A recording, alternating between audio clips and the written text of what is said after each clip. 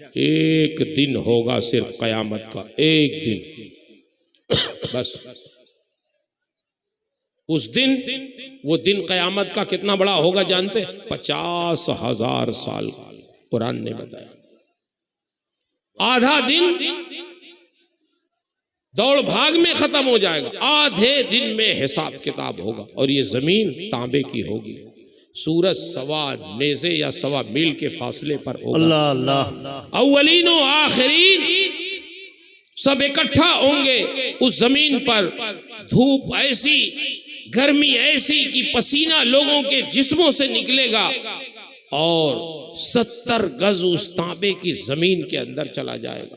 پھر باہر آئے گا، کسی کے ٹخنے تک پسینہ، کسی کے گھٹنے تک پسینہ، کسی کے کمر تک پسینہ، کسی کے سینے تک پسینہ، کسی کے گلے تک پسینہ، کسی کے ہونٹوں تک پسینہ۔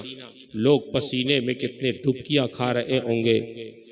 اور لوگ سوچیں گے کاش کوئی ابر کا ٹکڑا آ جاتا، ہمارے سر پہ سایہ فگن ہو جاتا، لیکن الیوم لا ظل الا ظلہ،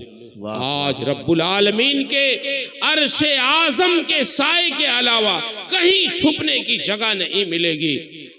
لوگ ایسا پریشان ہوں گے، لیکن عین اسی وقت ایک منادی پکارے گا، اینا فلاں ابن فلاں، فلاں ابن فلاں کہاں ہے، فلاں بن فلاں کہاں ہے، فلاں کے بیٹے فلاں کہاں ہے، ان کا نام لے لے کے پکارا جائے گا، وہ دوڑ کے آئیں گے، ہم حاضر ہیں، ہم حاضر ہیں۔ جواب ملے گا، یہ تمہاری جگہ نہیں ہے، چلو اللہ نے اپنے عرش اعظم کے سائے میں نور کی کرسیاں تمہارے لیے لگوا دی، سبحان اللہ، ان نور کی کرسیوں پہ تم، سبحان اللہ سبحان اللہ۔ وہ دوڑ کے آئیں گے، نور کی کرسیوں پہ بیٹھ جائیں گے، اور جب وہ بیٹھیں گے تو ان کے چہرے ایسے نورانی ہو جائیں گے کہ دائیں نور، بائیں نور، آگے نور، پیچھے نور، نور علی نور، ان کے چہرے ایسے بارونق ہو جائیں گے کہ اہل محشر جب دیکھیں گے تو ان کی زبان سے بے ساختہ نکلے گا، اے پروردگار یہ تیرے کون سے خوش نصیب بندے ہیں جو تیرے بندے ابھی ہمارے درمیان تھے، لیکن تو نے ان کا نام لے لے کے اپنے عرش اعظم کے سائے میں نور کی کرسیوں پہ بیٹھا دیا ہے، یہ تیرے کون سے بندے ہیں؟ جواب ملے گا، رجال لا تلہیہم تجارت ولا بیع عن ذکر اللہ۔ اے اہل محشر سنو، یہ میرے وہ بندے ہیں جو دنیا میں تجارت کرتے تھے، کاروبار کرتے تھے، یہ اپنے کاروبار میں ڈوبے ہوتے تھے، کچھ دے رہے ہوتے تھے، کچھ لے رہے ہوتے تھے، اپنے نفع وصول کرنے میں مشغول ہوتے تھے، لیکن عین اسی وقت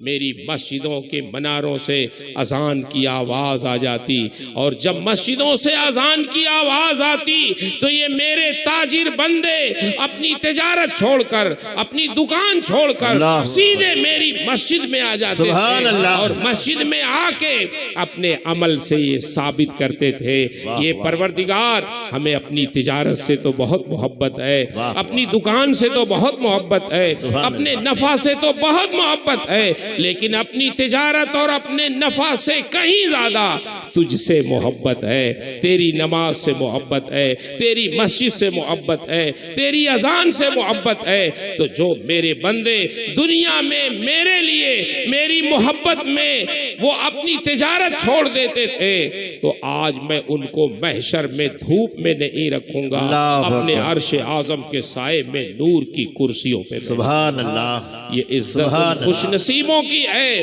جو نماز کی پابندی، وہ تاجر تو ہیں، وہ تجارت تو کرتے ہیں، وہ دکان تو کھولتے ہیں، لیکن تجارت میں ڈوبنے کے باوجود بھی، اپنی مصروفیات میں رہنے کے باوجود بھی، جب اذان ہو جاتی ہے تو سیدھے مسجدوں کا رخ کر کے یہ ثابت کر دیتے ہیں کہ ہمیں دنیا ما فیہا سے بہتر اللہ کا ذکر اچھا۔ سبحان اللہ۔ اس لیے میرے بھائیوں، آپ کسی بھی شعبے میں ہو، آپ تجارت کر رہے ہو، ملازمت کر رہے ہو، مزدوری کر رہے ہو، کچھ بھی کر رہے ہو، لیکن سب سے پہلے سمجھیں کہ آپ اللہ کے بندے ہیں۔ یہ وہ چیزیں ہیں جو ہمارا ظاہر بھی پاکیزہ کرتی ہیں، ہمارا باطن بھی پاکیزہ کرتی ہیں۔ اس لیے آج کے اس جلسے کا ایک پیغام پیغام ہے کہ آپ اپنا ظاہر بھی سنواریں، اپنا باطن بھی سنواریں، اپنے کاروبار بھی کریں، اپنی نوکری ملازمت بھی کریں، مگر جب اللہ کی یاد کی بات آ جائے، جب نماز کی بات آ جائے، جب اللہ کے ذکر کی بات آ جائے، تو پھر اپنی پیشانی اپنے رب کی بارگاہ میں جھکا کر سبحان اللہ، ثبوت دیں ماشاء کہ اے پروردگار ہم تیری نعمتوں کا شکر ادا کرنے کے لیے تیری بارگاہ میں حاضر ہیں۔ سبحان اللہ، ماشاء اللہ۔ اللہ سے دعا ہے اللہ تعالیٰ آپ کو ہم سب کو اپنے شکر گزار بندوں میں شامل فرمائے، اپنی ناشکریوں سے محفوظ رکھے، اور آج کے اس جلسے میں جتنے بھی لوگ آئے، جتنے بھی ہماری مائیں بہنیں بیٹیاں، ہمارے یہ بچے، ہمارے بزرگ حاضر ہوئے، اللہ تعالیٰ سب کی حاضری کو قبول فرمائے، اور جامعہ عربیہ اظہار العلوم جو ایک زمانے سے دین کی خدمت انجام دے رہا ہے، اللہ اس ادارے کو مزید فروغ و استحکام عطا فرمائے، اتفاق و اتحاد کے ساتھ اس کو آگے بڑھانے کی توفیق عطا فرمائے، اختلافات کو دور فرمائے، اور نیک نیتی سے اساتذہ، اراکین، طلبہ، معاونین سب کو دین کی خدمت کی توفیق عطا فرمائے۔ آج جو بچے فارغ ہو رہے ہیں اللہ تعالیٰ ان کو علم نافع عطا فرمائے، ان کو عالم، حافظ، قاری، با فیض بنائے، با عمل بنائے، ان کے والدین کو بھی دنیا آخرت میں سرخ روئی عطا فرمائے۔ میں نے جو کچھ بھی عرض کیا اس میں جو حق ہے، جو ثواب ہے، جو صحیح ہے، وہ سب میرے رب کی طرف سے ہے۔ میرے بیان میں، میری تعبیر میں، میرے سمجھانے میں، خود میرے سمجھنے میں جو غلطیاں ہیں وہ سب میری طرف سے ہیں۔ اللہ مجھے حق کہنے، حق سنانے، خود حق پہ قائم رہنے اور حق کی نشر و اشاعت کی توفیق عطا فرمائے۔ استغفر اللہ ربی من کل ذنب و اتوب الیہ۔ السلام علیکم۔